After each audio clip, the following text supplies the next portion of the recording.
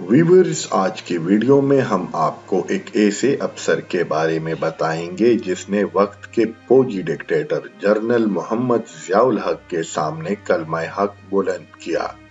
General Mohammad Ziaul हक ने जब मार्शल लॉ लगाया तो सिविल अफसरान के साथ मीटिंग की। मीटिंग में जियाउल हक ने वफाकी सेक्रेटरियों को नाअहली और काम चोरी का ताना दिया और फिर 2 कदम आगे बढ़कर ये कह दिया कि अगर आप लोग अपनी हरकतों से बाज ना आए तो मैं तुम लोगों की पतलूनें उतरवा कर उल्टा लटका दूंगा।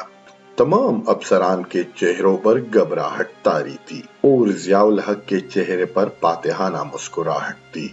इस दौरान एक दुबले पतले पस्त कद निस्बतन नौजवान वफाकी सेक्रेटरी खड़ा हुआ और जियाउल हक को निहायत बावकार अंदाज में मुखातिब करके कहा, हाँ मगर कुछ जर्नेलों की भी पतलूनें उतरवा कर उल्टा लटकाना जरूरी है क्योंकि उन्होंने मुल्क का बेड़ा गर्क कर दिया है। जियाउल हक खामोश हुए और महफल पर सन्नाटा छा गया। तमाम सीनियर ब्यूरोक्रेट्स एक दूसरे का मुंह देखते रह गए। ये वफाकी सेक्रेटरी कानून ख्वाजा मोहम्मद अहमद समदानी थे।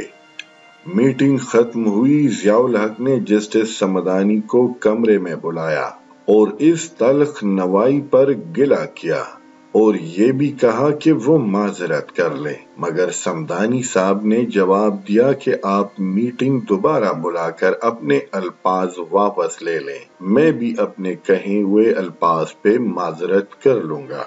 जी तो व्यूअर, ये थी हमारी आज की वीडियो। आप कमेंट करके बताएं कि आपको हमारी आज की वीडियो कैसे लगी।